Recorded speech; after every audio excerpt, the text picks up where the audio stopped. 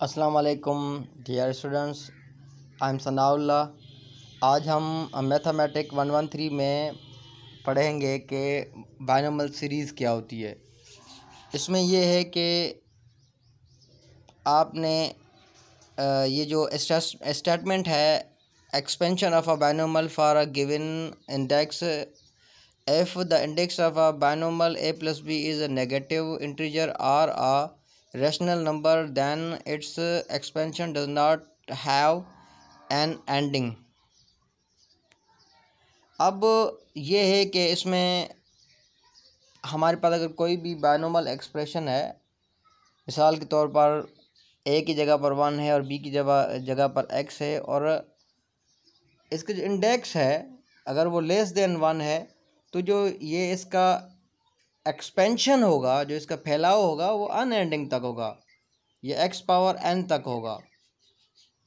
क्योंकि जब index smaller than 1 होता है ना, तो जैसे जैसे ही आप एक्सपेंशन में लेफ़्ट से राइट जाते होते हो, तो वो टर्म स्मॉल होती जाती है, तो ये अनएंडिंग इन्फिनिटी तक कंसिडरेबल होती है।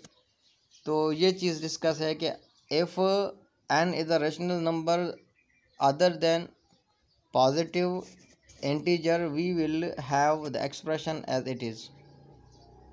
मतलब कि अगर बायनोमियल, वही बात है कि अगर bracket 1 plus x whole power अगर n जो है वो अगर स्मॉलर देन 1 है, तो इसका एक्सपेंशन ऐसे बनेगा जैसे 1 प्लस एन एक्स अपान 1 फैक्टोरियल और n माइनस 1 अपान 2 फैक्टोरियल एक्स स्क्वायर। इस तरह से ये इन्फिनिटी तक इसका जो एक्सपेंशन बनेगा।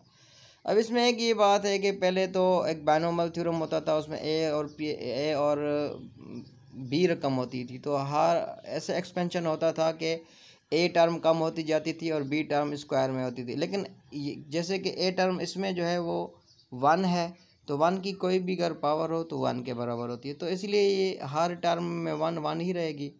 ठीक है, तो 1 अगर किसी के साथ भी मल्टीप्लाई होगी तो उसको कोई फ़र्क नहीं पड़ेगा। तो ऐसे जिस तरह की मिसाल के तौर पर अगर हम अदर 1 की पावर लिखें nx, तो nx की अगर, क्योंकि 1 है 1, तो nx के साथ मल्टीप्लाई होगा तो nx रहेगा। इसी तरह से इधर इस टर्म में भी अगर 1 की पावर कोई भी हो तो वो 1 के बराबर होगी। तो अगर 1 इस सारे के साथ जो है ना वो मल्टीप्लाई किया जाए तो ये सेम रहेगा। तो कहने का मकसद ये है कि ये 1 हर टर्म में एब्जॉर्ब हो जाएगा, लेकिन x जो है वो एक्स स्क्वायर एक्स क्यूब की तरह इस तरह चलता रहेगा, और ये फैक्टोरियल और ये कोफिशिएंट इसी तरह से आते रहेंगे जिस तरह से बायनोमियल थ्योरम के थे।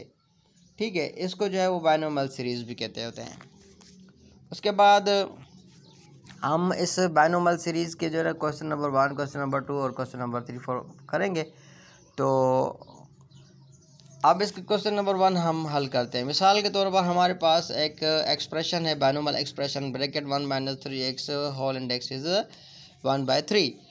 तो इसको एक्सपेंड करते हैं अगर 4 टर्म तक। तो हमने जो ये जो